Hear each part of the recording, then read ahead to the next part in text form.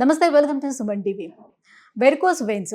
So, ఈ varicose veins అనేది ఇటీవల కాలంలోని చాలా మందికి వచ్చేస్తూ ఉంది. అయితే ఇంతకు ముందు మనం చూసినట్లయితే సో, వాళ్ళకి సర్జరీ అనేది చేస్తూ ఉండేవారు.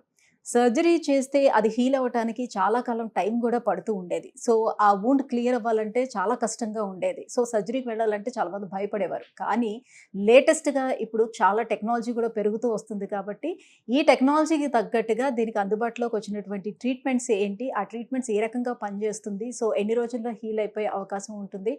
మన డైలీ లైఫ్‌లో మనం చేసుకునేటువంటి పనులు ఎంత తొందరగా చేసుకోవచ్చు? ఈ విషయాలన్నీ కూడా అడిగి తెలుసుకుందాం. మనతో పాటు ఉన్నారు doctor Sanjeeva Rao K. Vascular and endovascular surgeon and diabetic foot ulcer specialist from Chiranjeevi vascular and multi speciality hospital, Hyderabad, Kukatpally, phase 1. Hello sir. Hello అమ్మా, నమస్తే. Sir. So, varicose veins. So, ఒకప్పుడంటే చాలా భయపడేవారు. దానికి సర్జరీ చేసుకుంటే చాలా ఇబ్బందులు ఉంటుంది. మళ్ళీ తిరిగి ఆ వూండ్ హీల్ అవ్వాలంటే చాలా కష్టం ఉండేది. అండ్ ఆ జలగలతో ఏదో ట్రీట్మెంట్లు అవన్నీ తీసుకుంటూ ఉండేవారు. ఇన్ని రకాలుగా ఉండేది. కానీ ప్రెజెంట్ టెక్నాలజీ అనేది బాగా పెరిగిపోయింది. సో, ఫస్ట్ లేజర్ వచ్చేటప్పుడు అబ్బా! లేజర్ వచ్చిందా? సో, ఈ ట్రీట్మెంట్ చాలా ఈజీ అవుతుంది అని అనుకునేవారు. ఇప్పుడు దానికి తగ్గట్టుగా ఇంకొక ట్రీట్మెంట్ యాడ్ అయిపోయి వస్తుంది. సో, డే బై డే అది అలా టెక్నాలజీ అనేది ఇంక్రీజ్ అవుతూ వస్తుంది కదా. సో, ఇవాల్టి వీడియోలో మనం ఓన్లీ ట్రీట్మెంట్స్ గురించి మనం మాట్లాడదాం సార్. సో, ఈ వెరికోస్ వెయిన్స్‌కి ప్రెజెంట్ మనకు అందుబాటులో ఉన్నటువంటి మంచి ట్రీట్మెంట్స్ ఏంటి? మీకు చాలా అవగాహన ఉన్నట్టుందమ్మా. చక్కగా సర్జికల్ ఆప్షన్ నుంచి రకరకాల ఎవరెవరో జలగలు వాడడం అని, ఆయింట్మెంట్స్ వాడడం అని, కొంతమంది టేప్స్ వాడడం అని, ఇలా రకరకాల ఓల్డ్ టెక్నిక్స్ కానీ ఇంప్రాపర్ టెక్నిక్స్ అని అనుకోవచ్చు మనం. అవన్నీ చూస్తున్నాం. సర్జరీ ఈజ్ ఓకే, టెక్నిక్ వైజ్గా surgery is okay. But thing ఏంటంటే సర్జరీ మీరు అన్నట్టుగానే ఎక్కువ రోజులు హాస్పిటల్లో ఉండాల్సి వస్తుంది. పేషెంట్ వూండ్ హీల్ అవ్వడానికి టైం పడుతుంది. నొప్పి చూసుకోవాలి. అందరూ ఏమనుకుంటారంటే సర్జరీ కాబట్టి చీప్ ఏమో, అడ్వాన్స్ టెక్నాలజీ కాస్ట్లీ అని అనుకుంటుంటారు. కానీ మనం అది కూడా ఒక రాంగ్ నోషన్ అని అనుకోవాలి. ఎందుకంటే సర్జరీ చేసుకుంటే మీరు ఒక హాస్పిటల్లో 3 to 4 days మినిమం ఉండాలి. అది అయిపోయిన తర్వాత మీ పనులన్నీ మానేసుకొని ఒక 15 days ఇంటి పట్టున కుట్లు మానేంత వరకు నొప్పులతో భరిస్తూ ఉండాలి. That is more costlier than what నడుముకు మత్తిప్పించుకోవాలి. ఆ నడుము నొప్పి మీరు ఇబ్బంది పడతానే ఉంటారు. సో, ఇలాంటివన్నీ చూస్తే సర్జరీ నన్ను అడిగితే మోర్ కాస్ట్లియర్ దాన్ ఇప్పుడు ఉన్న అడ్వాన్స్ టెక్నిక్స్ లైక్ లేజర్ కానీ, గ్లూ ట్రీట్మెంట్ కానీ. సో, డెఫినెట్గా ఇప్పుడు మనం advanced treatments or proper treatments for varicose veins గురించి మనం మాట్లాడుకుందాం. సో, దీనిలో ముఖ్యంగా ఫస్ట్ మీరు అన్నట్టు లేజర్ ట్రీట్మెంట్ అనేది డెవలప్ అవడం జరిగింది. సో, చాలా ఒక 15 years నుంచి మేము ఈ లేజర్ ట్రీట్మెంట్ అనేది మనకు అందుబాటులో ఉంది. సో, వీఆర్ డూయింగ్ అంటే ఎలా చేస్తారు పీపుల్ కంటే మనం దీనిలో ఫస్ట్ అయితే డాప్లర్ స్కాన్ చేసుకుంటాం. సేమ్ దేనిలో అయినా ఒకటే, వారికోస్ వెయిన్స్ ఉన్నాయి, సివియర్గా ఉన్నాయని డయాగ్నోసిస్ వచ్చిన తర్వాత అల్ట్రాసౌండ్ గైడెడ్గా మనము ఆ రక్తనాళాలని స్కానింగ్లో చూసుకుంటా చిన్న నీడిల్తో ఒక పంచర్ చేస్తాం ఆ రక్తనాళాన్ని. సో, ఎప్పుడైతే మనం ఆ రక్తనాళాన్ని వరకే పంచర్ చేసుకొని, అది లోకల్ అనస్థీషియా, అక్కడ వరకే మొత్తిస్తాం లోకల్ అనస్థీషియా. బ్యూటీ ఏంటంటే we can do all these advanced procedures ఇప్పుడు మనం మాట్లాడుకునే లోకల్ అనస్థీషియాలోనే అయిపోతాయి. వెయిన్ని పంచర్ చేసుకొని వారికోస్ వెయిన్స్ని దాని లోపలికి మనము ఒక లేజర్ ప్రోబ్ అనేది పాస్ చేస్తాం. సో, మనకి ఎస్ఎఫ్జే అనేది ఉంటుంది. అంటే ఈ రక్తనాళం వారికోస్ వెయిన్స్ వెళ్ళి ఎక్కడైతే డీప్ వెయిన్లో కలిసే జంక్షన్ని ఎస్ఎఫ్జే అంటాం, సెఫనో ఫెమరల్ జంక్షన్. సో, ఈ జంక్షన్ వరకు ఈ ప్రోబ్ని మనం పాస్ చేస్తాం. ఇది ప్రాపర్గా మనం స్కాన్లో చూసుకోవాలి. కొన్ని సెంటర్స్లో ఏంటంటే వీళ్ళు ప్రాపర్గా స్కాన్లో చూడకపోవటం వల్ల స్కానింగ్ విజువాలిటీ లేకుండా వీళ్ళు డీప్ వెయిన్లో కూడా బర్న్ చేస్తారు. అలాంటి టైంలో మనకి డీప్ వెనస్ థ్రాంబోసిస్ కూడా, డీవిటీ అనే ప్రాబ్లం వచ్చే ఛాన్సెస్ ఉంటాయి.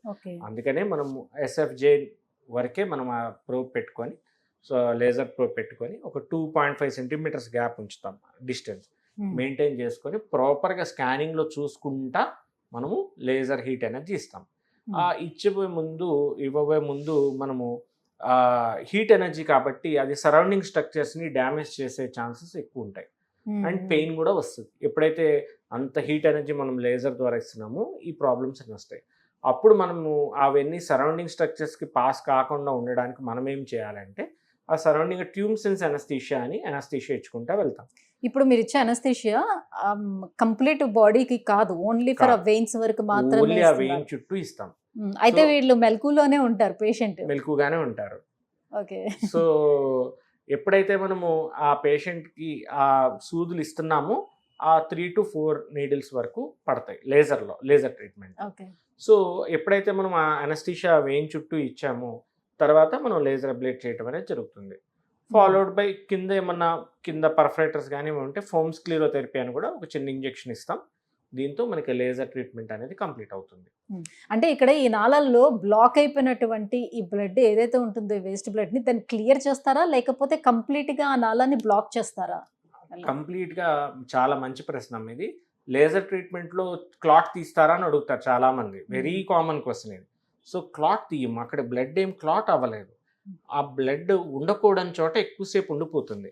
సో ఆ పాడైన రక్తనాళం ఏదైతే ఉందో దాని వరకు మనము బ్లాక్ చేసేస్తాం. అంటే ఈ హీట్ ఎనర్జీ ఇచ్చి ఆ రక్తనాళాన్ని కరిగిచ్చేస్తాం. సో అక్కడ ఆ రక్తనాళం లేకుండా చేస్తాం. మరి అలా బ్లాక్ చేయటం వల్ల ఫర్దర్ గా నెక్స్ట్ ఇష్యూ ఉండదా? మరి ఈ బ్లడ్ వెళ్ళాలి కదా. నెక్స్ట్ కామన్ అడిగే క్వశ్చన్ కూడా ఇదే. నెక్స్ట్ రక్తనాళం మరి అక్కడ అది తీసేస్తే మరి డాక్టర్ గారు మరి దాని పని ఎలాగా, మరి ఆ రక్తం ఎలాగా ఎవరు తీసుకుంటారు? ఇందాక మనం డిస్కస్ చేసుకుంటున్నట్టు డీప్ వెయిన్ అనేది చాలా ముఖ్యమైన రక్తనాళం అని చెప్పాం. ఎప్పుడైతే మనకు డీప్ వెయిన్ లో రక్తం పైకి వెళ్తుందో that is the main blood vessel. ఇది సూపర్ఫిషియల్ సిస్టమ్.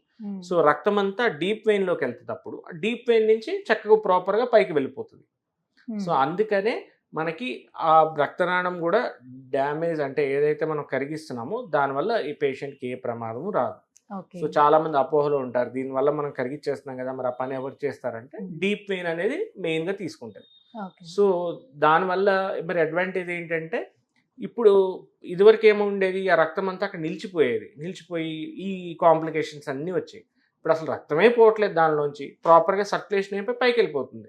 సో అందుకని ఈ కాంప్లికేషన్స్ అన్నీ తగ్గిపోతాయి. పుండు పడిన మానిపోతుంది, నల్లబడిన చర్మం మళ్ళీ నార్మల్గా అవుతుంది, కాళ్ళు బరువులు తగ్గుతాయి, వాపులు తగ్గుతాయి, నొప్పు తగ్గుతుంది. ఇవన్నీ కూడా ఈ ఒక్క ట్రీట్మెంట్తోనే మనకి చక్కగా ట్రీట్మెంట్ అవుతుంది. ఈ లేజర్లో మన కోతలు ఉండవు, కుట్లు ఉండవు, నొప్పి ఉండదు. ఓన్లీ ఆ 4-5 సూదులు మాత్రం మనం గుచ్చినట్టు మాత్రం లైట్గా పేషెంట్కి తెలుస్తుంది. సో దీనిలో హాస్పిటల్లో ఉండాల్సిన అవసరం లేదు, చేయించుకొని వెళ్ళిపోవచ్చు. ఇలాంటివన్నీ మనకి లేజర్లో ఉన్న అడ్వాంటేజెస్. ఆ సూదులు కూర్చుని చోట అక్కడ వాళ్ళకి ఏమైనా మచ్చలు అవుతాయా? మచ్చలు కూడా ఏం కావమ్మా, అవి సన్నటి సూత్తోనే కూర్చుతాం. ఇంజెక్షన్ చేస్తే అలాగా. సో అవి ఇంజెక్షన్ చేస్తే మనకి ఇప్పుడు ఏం మచ్చ ఉండదు, అలాగా అది పోతుంది. సో ఇంకా అడ్వాన్స్డ్ టెక్నాలజీ మీరు అన్నట్టు కొత్తగా ఇప్పుడు ఇంకా అడ్వాన్స్డ్ టెక్నాలజీ కూడా అందుబాటులో వచ్చింది. ఇదే గ్లూ ట్రీట్మెంట్ అంటాం. ఓకే. సో ఈ గ్లూ ట్రీట్మెంట్ గురించి ఇప్పుడు పేషెంట్సే కనుక్కొని, సార్ మీ దగ్గర గ్లూ అందుబాటులో ఉందా అంటే ఎస్ అందుబాటులో ఉంది, ఎప్పటి నుంచో కూడా ఇది కూడా చేస్తున్నాం మనం. సో ఈ గ్లూ ట్రీట్మెంట్లో బెనిఫిట్ ఏంటి, దానికి దీనికి తేడా ఏంటి అనేది కూడా చాలామంది కామన్గా అడుగుతారు. సో గ్లూలో కూడా ఈ పాడైన రక్తనాళాన్ని చిన్న సూత్తోనే గుచ్చుతాం. దీనిలో లేజర్ లాగా మనము హీట్ ఎనర్జీ ఇవ్వం. ఓన్లీ ఒకటి సన్నటి క్యాథెటర్ వేసుకొని ఒక సూపర్ గ్లూ, ఒక గమ్ లాంటిది వేసుకుంటా దాన్ని బ్లాక్ చేసుకుంటూ వచ్చేస్తాం. సో ఇది ఓన్లీ రక్తనాళం లోపల మాత్రమే ఈ గమ్ వేసుకొని మనం వస్తున్నాం కాబట్టి రక్తనాళం చుట్టూ ఉన్న స్ట్రక్చర్స్ ఏమి డ్యామేజ్ అయ్యే ఛాన్సెస్ ఉండవు. ఆ గ్లూ రక్తనాళంలో అలానే ఉండిపోతుంది, ఉండిపోయి దాన్ని బ్లాక్ చేసేస్తుంది. కొన్ని రోజులకి అది రక్తనాళం 2 కరిగిపోతాయి. సో దీని వల్ల ఏంటంటే ఒకే ఒక్క సూది మనం ఇచ్చేది పేషెంట్కి, అది కూడా లోకల్ అనస్థీషియానే. 3-4 సూదులు కూడా ఇచ్చే పని లేనే లేదు. నెంబర్ 1. నెంబర్ 2, మనకి ఎప్పుడైతే ఒకే సూద్తో మనం ఆ గ్లూ ఇస్తున్నామో సరౌండింగ్ స్ట్రక్చర్స్ డ్యామేజ్ అనేది ఛాన్సే లేదు. నెంబర్ 2. మూడోది, ఈ గ్లూ అనేది ఎప్పుడైతే రక్తనాళాన్ని బ్లాక్ చేసి అలాగే ఉంచుతుంది కాబట్టి హీట్ ఎనర్జీతో అయితే మళ్ళీ రీఓపెన్ అయ్యే ఛాన్సెస్ ఉంటాయి. సో గ్లూలో రికరెన్స్ రేట్స్ కూడా లేజర్తో కంపేర్ చేస్తే తక్కువ.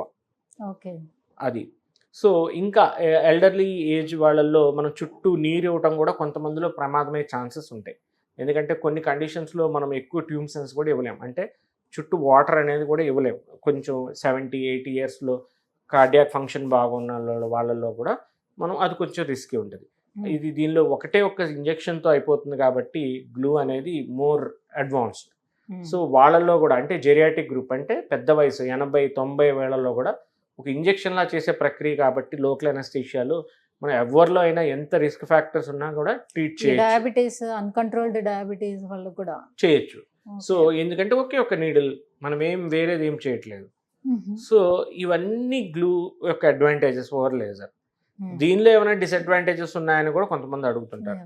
ఒకటే ఒక్క చిన్న డిసడ్వాంటేజ్ అంటే కొంతమందిలో వెరీ రేర్ అంటే రేర్ ఆఫ్ ది రేరెస్ట్, కొంతమందిలో ఈ గ్లూ అనేది ఒక కెమికల్ కాబట్టి కొంతమందిలో వాళ్ళకి పడకపోవచ్చు. అప్పుడు ఎర్రగా అక్కడ వాయటం అలా జరుగుతుంది కొంతమందిలో.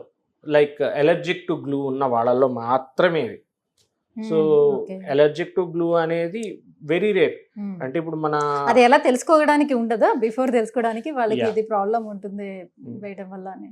మీరు చాలా ఈ రెగ్యులర్ ప్రశ్నలు అన్ని అడగడం జరుగుతుంది. తెలుసుకుంటాం ఎలా అనేది కూడా ఒక చాలా కష్టమైన. చేయించుకొని అది ఫెయిల్ అయ్యేదానికన్నా బిఫోర్ ఫెయిల్ అవ్వదు, ట్రీట్మెంట్ ఫెయిల్ ఏమవ్వదు గ్లూలో. బట్ ఏంటంటే ఆ ఎలర్జీ వచ్చిన వాళ్ళలో అక్కడ కొద్దిగా రెడ్డిష్నెస్ రావటం అనేది జరుగుతుంది, జస్ట్ లైక్ ఎలర్జీ. సో కొంతమంది ఏమంటారంటే ఎవరిలో అయితే మన నెయిల్ పాలిష్ వేసుకుంటున్న వాళ్ళల్లో కొంతమందిలో ఎలర్జీ వస్తుందో, సేమ్ మెటీరియల్ ఇంచుమించు అలాంటిదే కాబట్టి వాళ్ళల్లో ఎలర్జీ వచ్చే ఛాన్సెస్ ఉంటాయి అంటారు. ఇంకా బాడీలో ఎలర్జిక్ ఫీచర్స్ ఎక్కువ ఉన్న వాళ్ళలో రావచ్చు. These are the risk factors తప్ప ఇంకా వేరే రిస్క్ ఫ్యాక్టర్స్ దీనికైతే ఇంకేం లేవు. సో లేజర్ అయినా గ్లూ అయినా ఇది డే ప్రొసీజర్, దీనికి కంప్లీట్ గా అడ్మిట్ అవ్వాల్సిన నెసెసిటీ ఏమైనా ఉంటుంది? లేదమ్మా, చేసుకొని వెళ్ళిపోవచ్చు.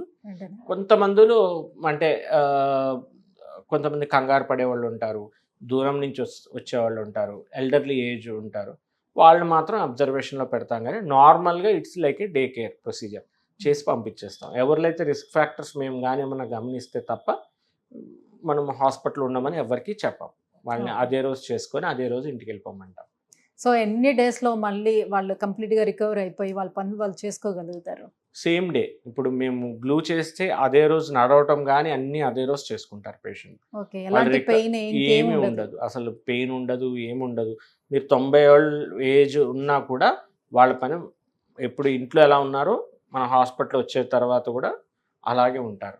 You won't find any difference at all. So ఇంకా యాక్టివిటీ కూడా చాలా చక్కగా రిజ్యూమ్ అవుతుంది, ఎందుకంటే సర్క్యులేషన్ ఇంప్రూవ్ అవుతుంది కాబట్టి వాళ్ళ డైలీ యాక్టివిటీస్ కూడా మునుపటి మీద యాక్టివ్గా చేసుకుంటారు. ఓకే.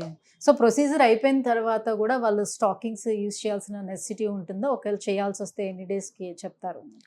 డెఫినెట్గా లేజర్లో అయితే కొన్ని రోజులు మనం స్టాకింగ్స్ వాడడమే బెటరు. సో లైక్ లేజర్లో మనము 3 to 6 months స్టాకింగ్స్ వాడమని చెప్తాము, ఎందుకంటే రికరెన్స్ ఛాన్సెస్ కొంచెం ఎక్కువ ఉంటాయి కాబట్టి. గ్లూలో అయితే స్టాకింగ్స్ కూడా ఎక్కువ రోజులు వాడాల్సిన అవసరమే లేదమ్మా. సో ఎర్లీగా మనం స్టాకింగ్స్ నుంచి కూడా వీన్ ఆఫ్ అయిపోవచ్చు, నార్మల్ థింగ్స్ చేసుకోవచ్చు. గ్లూలో స్టాకింగ్స్ రోల్ కూడా చాలా తక్కువ అని మనం చెప్పుకోవచ్చు. సో 2 legsలోనే ఒకవేళ ఉన్నాయనంటే ఒకేసారి చేయించుకోవడానికి అవకాశం ఉంటుందా, లేకపోతే 1 by 1 చేయించుకోవాలి? లేదు, 2 ఒకేసారి చేసుకోవచ్చు. 2 legs కూడా ఒకేసారి చేసుకోవచ్చు. కొంతమందిలో వాళ్ళు టెన్షన్గా అలా ఫీల్ అవుతున్నారంటే ఒక లెగ్ ఒక రోజు చేస్తాం, ఇంకో లెగ్ ఇంకొక 2 days ఆగి కూడా చేయొచ్చు. బట్ 2 legs ఒకేసారి కూడా చేసుకోవచ్చు, చేయకూడదనేమీ లేదు. Right, thank you sir. So varicose వెయిన్స్కి ప్రజెంట్ మనకు అందుబాటులో ఉన్నటువంటి అద్భుతమైన 2 ట్రీట్మెంట్స్ గురించి కూడా చాలా బాగా ఎక్స్ప్లెయిన్ చేశారు. సో డెఫినెట్గా అందరూ తెలుసుకోవాల్సినటువంటి ట్రీట్మెంట్స్ ఇవి. వాటి గురించి ఎక్స్ప్లెయిన్ చేసినందుకు thank you so much. Thank you.